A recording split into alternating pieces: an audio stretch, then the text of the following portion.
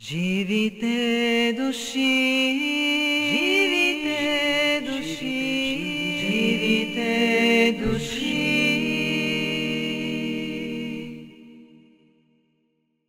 Здравейте, скъпи приятели, вие, които гледате Живите души.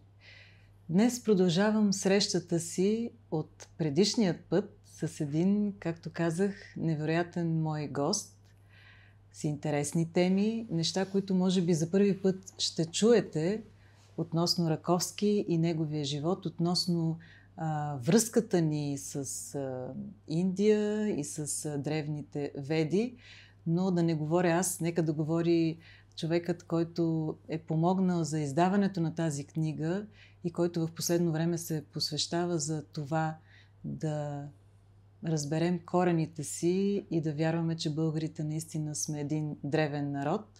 Казвам отново здравей и продължаваме разговора с Враджа Кришна Дас. Здравей! Благодаря, Соня. Продължаваме разговор от предишния епизод. Стигнахме до българска старина на Раковски. И така ти разказа как се е зародила идеята. Трудно ли беше преиздаването на тази книга в днешно време? Всеки един творчески процес си изисква времето, изисква си екипа, който е квалифициран, за да може да се стигне до крайния резултат. И в случая говорим за българска старина, там се изискваше още повече професионалисти или хора, които имат различни способности или знания, за да може да се стигне до този краен резултат. Та отнеми доста време и в края на краищата, да, мога да кажа, че беше една битка да се стигне до крайното, до издаването, но битка на предизвикателство на нещо много хубаво, битка, която водеше към една победа за цяла България. Познаваме ли Раковски? Говорихме си, че смея да твърдя, че имам познанията за него, но се оказва, че може би 80% от живота му не го познавам. Не само аз, сигурна съм и много други българи, защото е минимално изучаването, поне по мое време, относно него и неговия житейски път, така революционен. Наистина, аз също знаех много малко до преди няколко години за него. Главно какво знаехме, че поет. Да, бащата на българската революция, да. На освобождението, онзи, който е основоположника на легиите, онзи, който е обучавал Левски, Ботев, Караджата и другите там, Филип Точил и така нататък. Хайдутските движения и само до там. Точно така. Но всъщност оказа се, че Раковски се е борил не само за, мога да го нарека, физическото освобождение на България, той се е борил и за идеологическото духовно освобождение на България. Чрез перото си. Дори перото мога да кажа, че е бил главният фактор, който е давал сили на физическото освобождение. Тъй като перото е подвластно на духа, а неговият дух е онзи дух на правдата и на свободолюбието и на духовността. Преди 3 години, мисля, че беше, бях в Индия и тъй като чух от различни хора, изследователи на живота на Раковски, чух, че има училище с негово име и издирих училището в Делхи, отидох там, запознах се с преподаватели, с директорката, то е такова девическо училище, където мисля, че учат 300 деца. И имам снимки даже. 2 пъти съм бил вече. И вътре в самото училище има бюст на Раковски в двора. Много хубав бюст. И вътре в коридорите на сградата имаше рисунка на една от стените. Може би размера нещо от рода на 4 метра на 3 метра, нещо от този род. Не много голяма, но пак значително представителна. И с една негова мисъл на английски отдолу беше изписана. И наистина Раковски е изиграл много важна роля не само за освобождението на България, но и за освобождението на Индия от британско владичество. Тъй като той е бил първият европеец, който е надигнал глас против Британската империя и това, което са правили те с бунтовниците срещу империята. Те са били много брутални и са по най-варварски начин са убивали тия бунтовници с цел да потушат бунтовете и въстанията. И когато Раковски разбира за тези неща, той пише мисля, че беше в Дунавски лебед, на френски издаван. Този вестник стига до Виктор Юго, който е изгнанник в Англия на времето. И Виктор Юго притиска външния министър с влиянието си. Той е бил доста влиятелна фигура в културната сфера на Европа. И той притиска Дизраели с писмо, как може такива варварства да се извършват на територията на Индия. Веднага трябва да се спре, тъй като това не говори добре за европейците. И външният министър, който се казва Дизраели, променя тази тактика. И тези новини са стигнали до хората в Индия, че това е бил начина да се промени отношението на Британската империя срещу бунтовниците. Те са ги връзвали на топовете, на топчетата и са гърмяли през тях. Толкова брутално. И има една книга, която много малко хора знаят за нея. Когато бях в Индия, намерих, че съществува. Има в интернет вариант, може да я прочетете. Книгата е писана от някой си господин Г. Мукерджи. И книгата се казва на английския книгата Раковски, великият син на България и големия приятел на Индия. И великият приятел на Индия. Защо сякаш хората, които са свръхнадарени, интелигентни, свръхчовеци, бих казала, българи, ние не умеем да ги оценим подобаващо? Имаме ли нещо в народопсихологията, което ни пречи да се възхищаваме истински на тези хора, да ги възхваляваме, да ги учим, да предаваме през поколение, че ние трябва да бъдем горди, защото колко езика е знаел Раковски? Най-малко 7. За времето, в което е живял, той наистина е бил, да употребя пак тази дума, свръхчовек. От към мислене, от към идеи. Да. И не само той е действал. Това е много важно, че не просто е мислил, той е действал. Не само е говорил, да. Той е бил публицист, перото му е било много остро, но също време е бил много деен и това, което разбрах, изследвайки живота му, е, че съвсем спокойно мога да го кажа, моето усещане, че за него всяка секунда от неговия живот е била посветена на освобождението на България. Това трябва да е била една наистина огромна любов и признателност към родината България. което се случва много, много рядко в наше време. Не знам дали съществува, мисля, че не. Аз мога да кажа не само родината, а мисията България. Да, мисията. Защото българския дух е в същината му е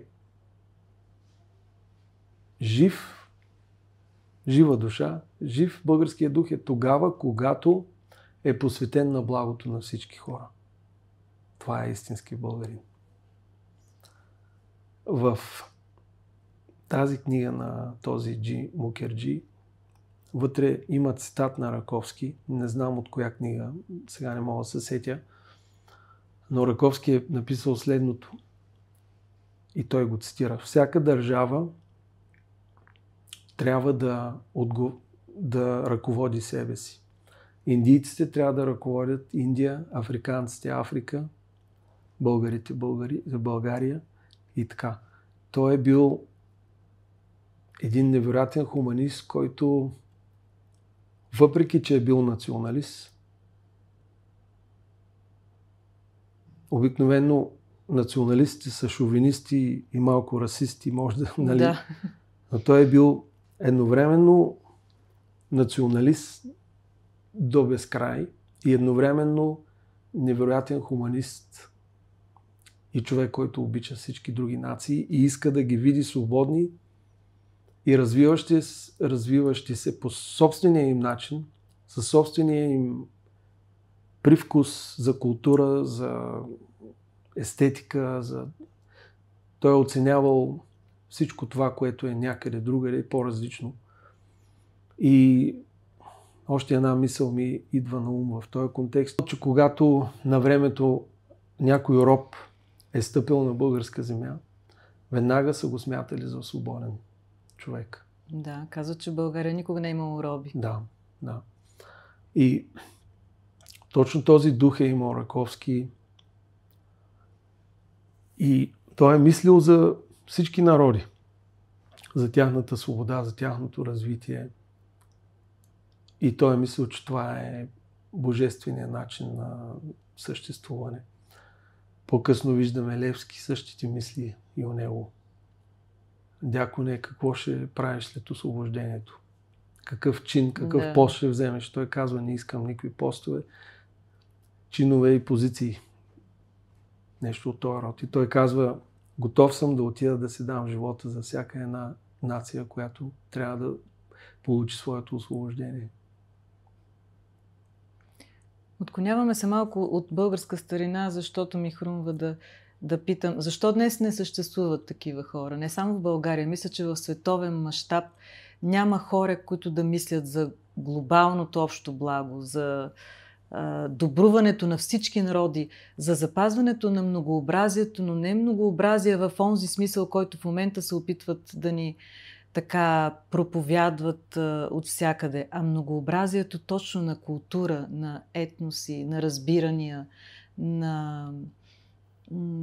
дори бих употребила и тази дума, на изразяване на човечност, защото в днешно време човечността някак я позабравихме. Защо няма такива хора сега?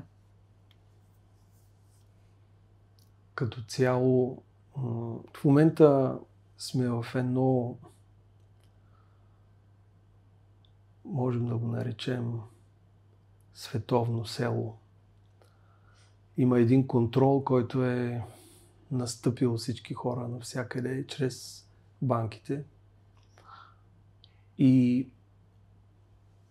този контрол, който е установен, хората, които го правят, те нямат интерес да има свободомислещи хора. Те имат интерес този империализъм да съществува, техния империализъм да съществува и хората да са просто играчи в тази империалистична схема. И поради тая причина още от невръстни години, от младежки, детски години сме възпитавани как да обслужваме тая империалистична система, вместо да виждаме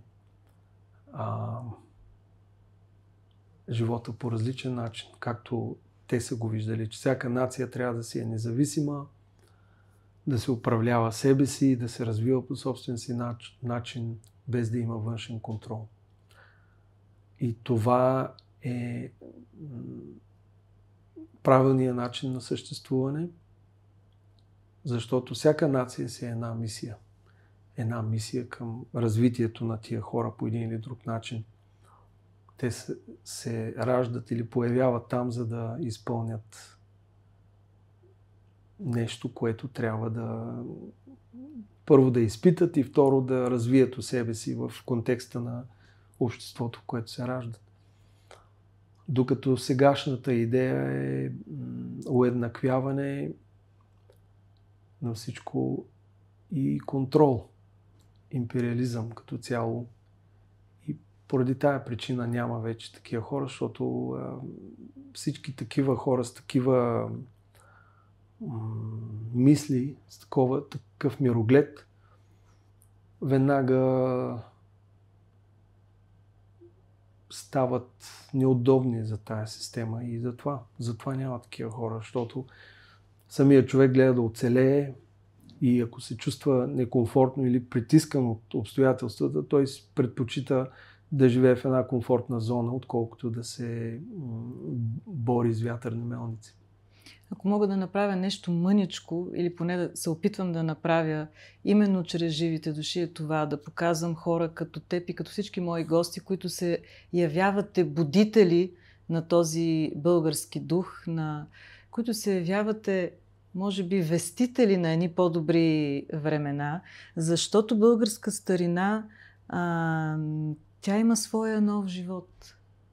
Чрез твоите усилия, чрез всички, които са ти помогнали. Искаш ли да зачетем нещо от нея? Нещо може, кратичко, да. Което може би, което теб те е впечатлило. Така. Книгата, събирайки всичко това. Предговорът е писан от доцент Вачкова, Веселина Вачкова.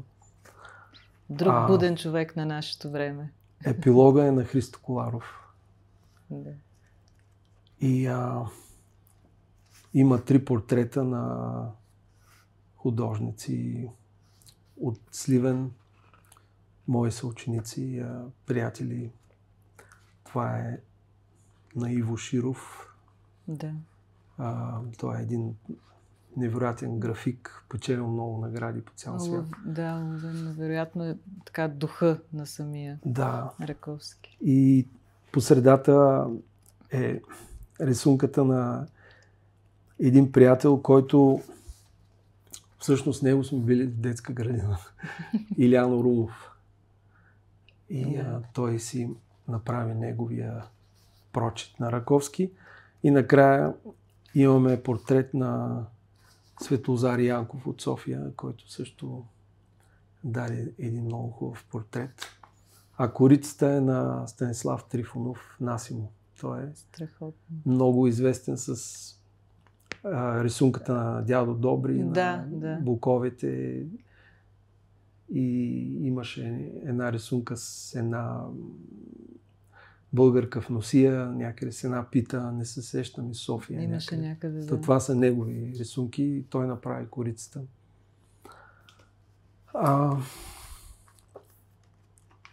Да, добре.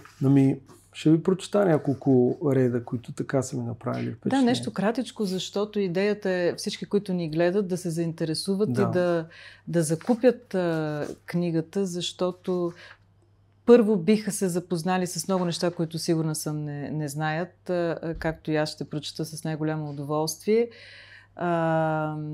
И второ, нека си кажем, че всички средства от книгата отново са за твоята мисия да вървиш напред в делата ти. Да, така съм и нарекал тези средствата от книгата, тъй като това е Раковски, още по-малко мога да си помисля, че трябва да вземам нещо от него. Да, може би на тези хора ние наистина сме длъжници. Абсолютно. До края на живота си няма да успеем да се издължим. Да, идеята е каквито и приходи да има, да се взема земя и да се направи някакво прототипно екоселище, където да се развиват и култура, и земеделие, и изкуства, и духовност. И вече, ако има успешен прототип, това село може да се репликира из България като цяло. Може би да се обърнем и към всички институции, училища, читалища, да те поканят, за да можеш да представиш всичко това, което е в книгата и пред подрастващото население, за да не са щастливи само и единствено от героите, които не са български герои, а да се гордеят и да опознаят и нашите истински герои, които, пак да употребя, не знам защо тази дума, свръхчовек днес така ми върви за Раковски. Наистина, това определение. Гарибалди го е наричал Сторъкия. Защото той е можел да върши толкова много неща едновременно и с голям замах. Наистина е гигант на гигантите.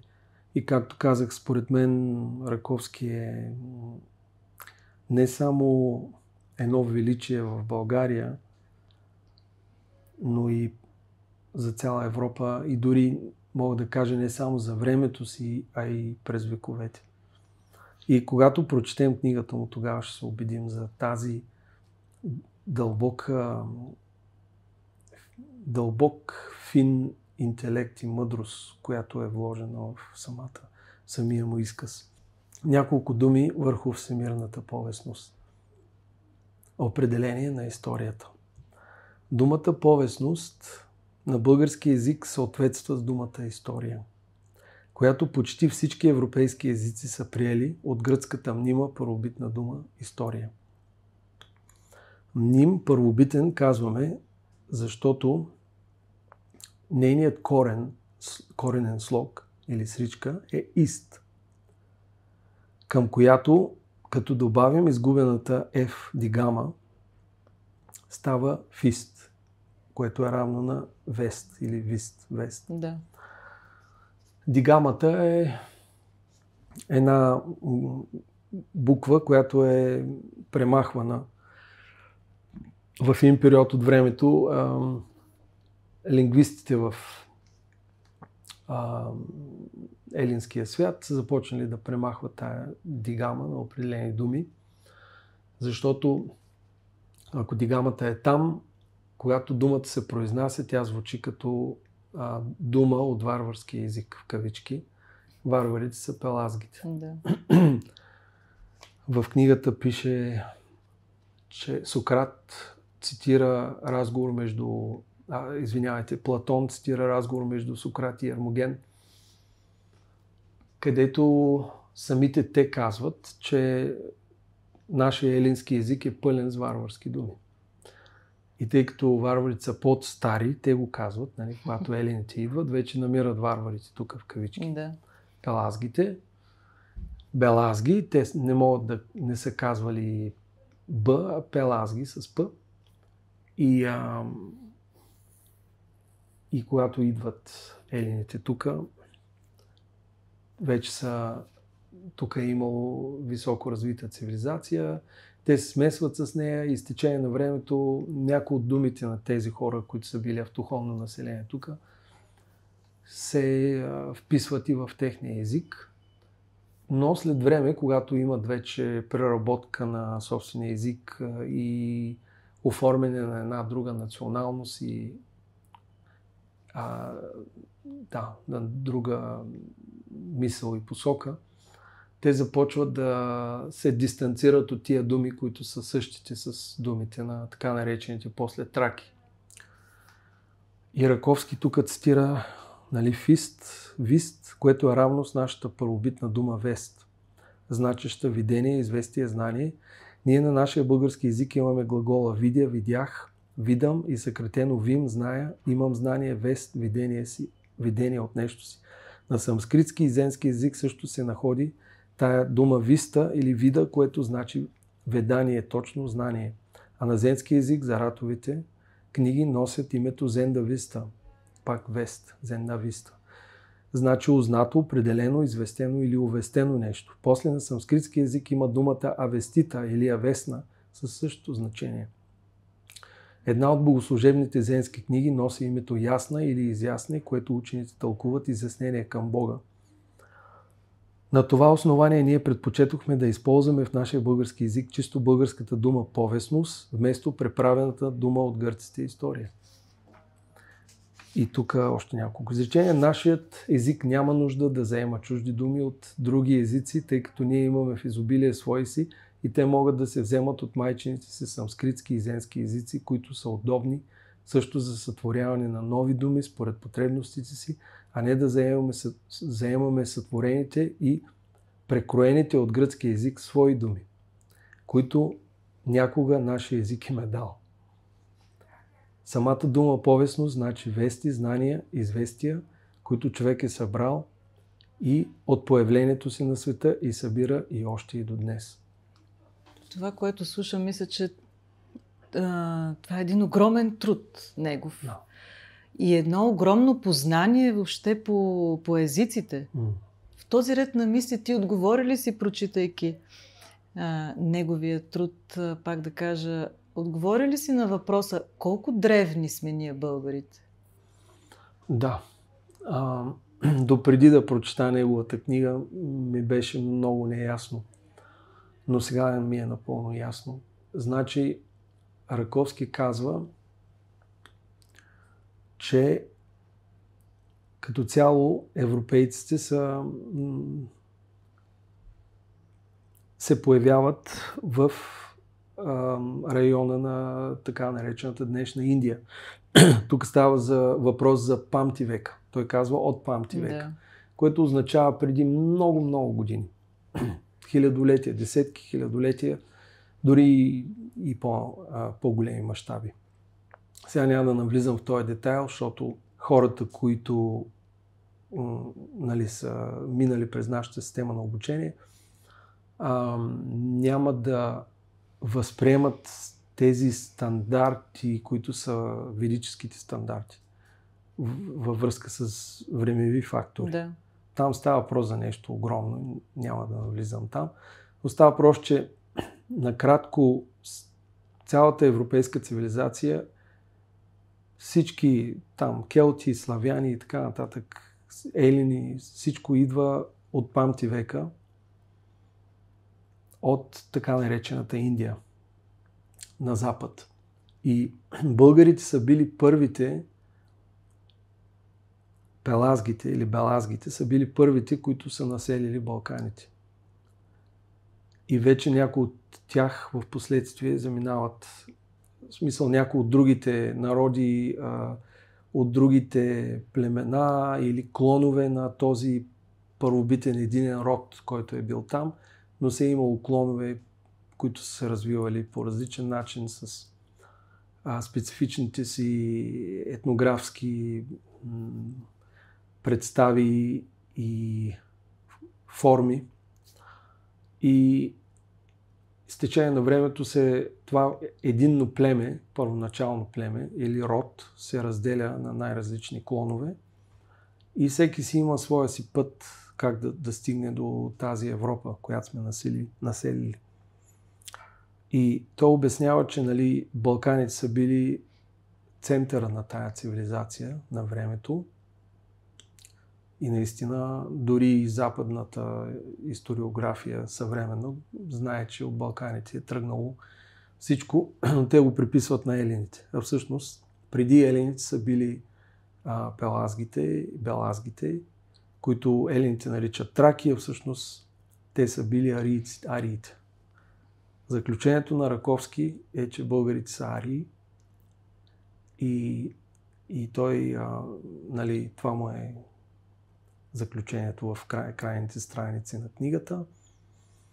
И несъмнено България, Ария. България. Ето ти, то си го показва името. И това може би също така ми идва на ум, че ние сме единствената държава, която е удържала името си поне 1300 години, както се говори. Да. Но всъщност много по-старо е това име България. Белите арийци, Българи. И всъщност ние сме били носители на светлината на една висока култура, защото Арий не означава някаква просто раса. Арий означава хората, които търсят Бог, връзка с Бог. Всъщност това е същината на и благородничество. Те хора, които са благородни, както говорихме за нашите предци. Наистина той казва много ясно, няма нищо общо български език с татарския, няма нищо общо с някакви татарски орди, които те се опитват да ни приравнят с тях. И той го доказва, че щом в Омировия елински език, стария елински, има български думи. И тези думи са до ден днешен в нашия език. Значи, кои са били тия белазги? Разбирате ли за какво става въпрос? Така, като те слушам, аз разбирам защо този огромен труд на Раковски не е познат в България. Да. Може би идеята е да не знаем колко сме, Колко сме древни и велики и какво носим в себе си, защото в крайна сметка ние носим тези гени. Просто трябва те да бъдат събудени от такива хора като те, въобще от хора, които наистина милеят за България. Има едно много важно ведическо послание. Ведите казват, има един стих, Васудева Кутумбакам. Целият свят е моето семейство. Докато някои други учения казват, ние сме богоизбраните и всички са наши слуги. Кое е божественото? Целият свят е моето семейство или аз съм богоизбран и другите всички са мои слуги. И като погледнем Васудева Кутумбакам, на пръв поглед няма нищо общо с български език. Дали? Вас-у-дева. Вас-у-дева. У вас е девата. Кутумбакам. На български имаме дума тумбак. Да. Тумбак. Тумбак на санскрит означава съд, съдина. Преносно означава един организъм, една цялостност. Васудева Кутумбакам, Бог е навсякъде, във всеки един. Имаш ли любима дума на санскрит, която има връзка с българска дума? Много са. Аз съм направил речник горе-долу 442 думи, мисля, че са там. Те са много думи. Например, гости е гости. Дъщеря е дъщеря. Да. Брата е брат. Наба е небе. Двара е врата. На старобългарски двара се е бил врата. Тама е тама. Чакра, чакрък, колело. Да. Стотици са думите, хиляди са думите, които... любима дума... Не съм се замислил коя ми е точно любимата дума на санскрит и български, нали... Има дума като, да кажем, Наба казах, небето, да. Може да проверя тук, направо да си подскажа от речника. Виж, а пък ние няма да издаваме... Не съм мислил за... Повечето неща няма да издаваме, които ги има в книгата, защото аз мятам, че наистина ще е много интересно хората да си я закупят и да кажем, че ти не работиш с издателство, могат чрез теб да поръчат... ние сме си издателство сами. Да поръчат книгата, така че... Между другото, действайте. Да. Между другото, тук има 10 стари български песни, които той е описал. Да, аз погледнах от това, което ми прати. което смятам, че ще е голяма помощ и за хората, които се занимават с фолклор. Изключително любопитни неща. Да. Например, може да вземем думата Вея. На санскрит Ваю е полубога на вятъра. Ваю, Вею, Вея. Да. А Веда означава знание, да видя. И нали, на български дори имаме буквата Веда, азбуки Веда. Да. Имахме балет Веда на времето, може би си спомняш, още като бяхме деца. Ето. Сега ще ви кажа нещо много интересно. Говори ли ви това нещо на български? Бавиша порана.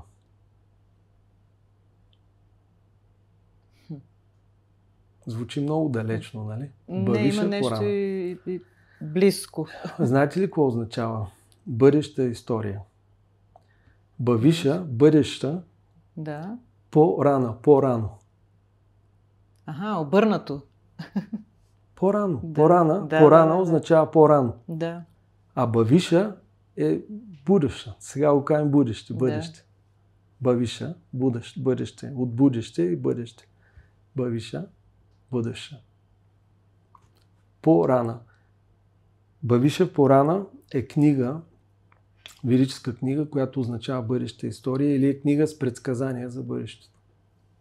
Бъдеща история. Това, което ще се случи в бъдещето. Да, ако погледам, че все още не се е случило. Да. Такива неща има. Много интересно. Нямам търпение да я прочета и така отново призовавам всички, които ни гледат, да я получат, да я вземат в ръце. Още нещо прочетох, да. Думата гайда. Знаете ли откъде идва? На санскрит гая е пея. А гайдата или всеки един инструмент всъщност е възпроизвеждане на човешкия глас.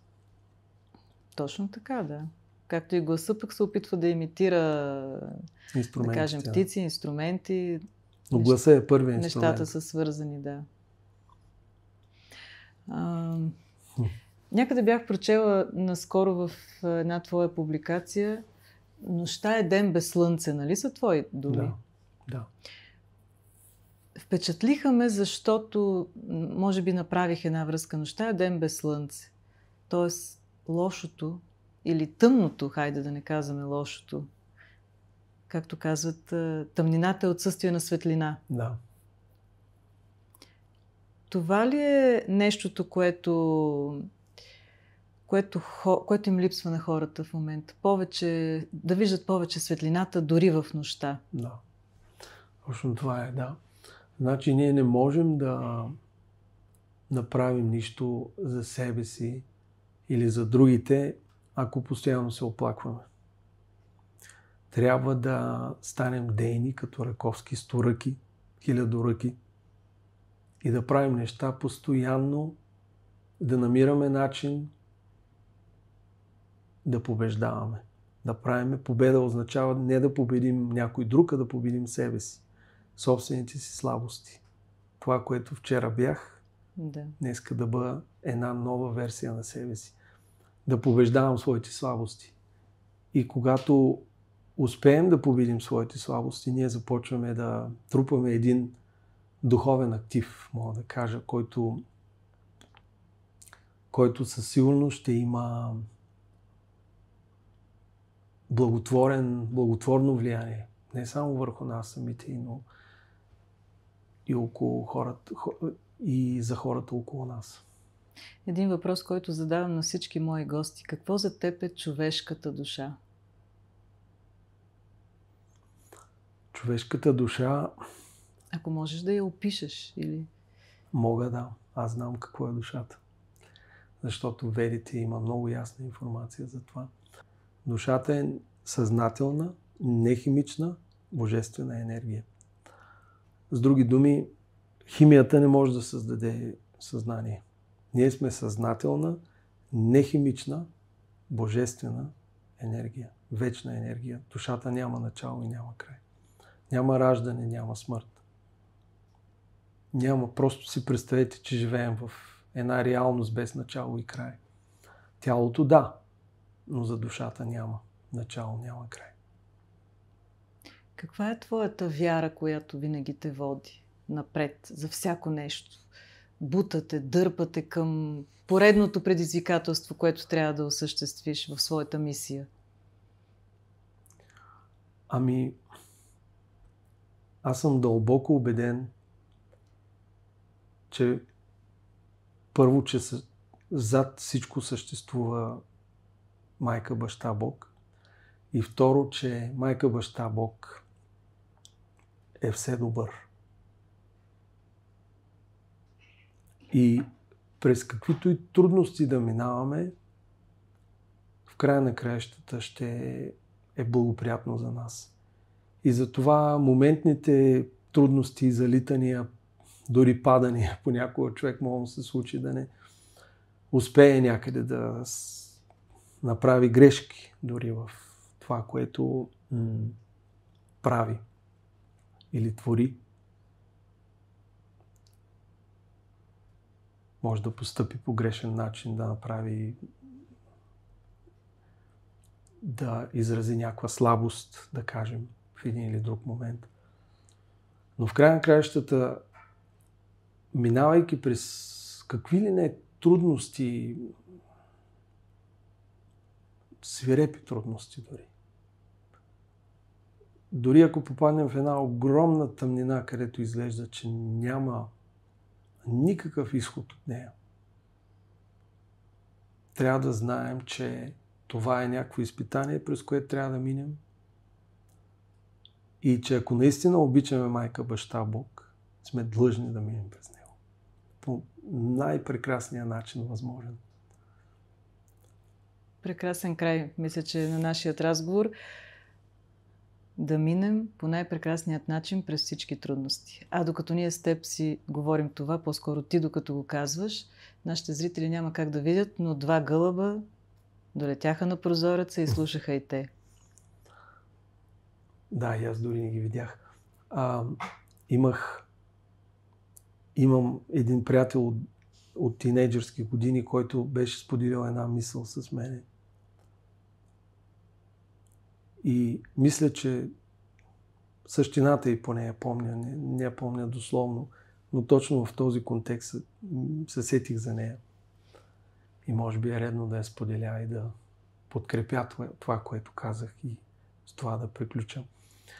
Тази мисъл беше, не се сещам, на Николай Рьорих ли беше, че живота е като вървене на въже над пропаст. И трябва да вървиш по такъв начин, че вървенето ти да е красиво, за да стигнеш до другия край. Изключително много ти благодаря за разговорите в първия епизод, сега във втория епизод. За мен е чест, че мога да имам такива гости като теб и да се опитваме да събудим в българина това, което е там и си стои. Благодаря ви и на всички вас, че бяхте с нас. Както винаги казвам, живите души ги има тук в България. Намирайте ги и вие. Аз ще правя всичко възможно да ви ги показвам, за да вървим напред заедно и красиво да преминаваме през живота. Аз съм Соня и ви очаквам в следващия епизод. Живите души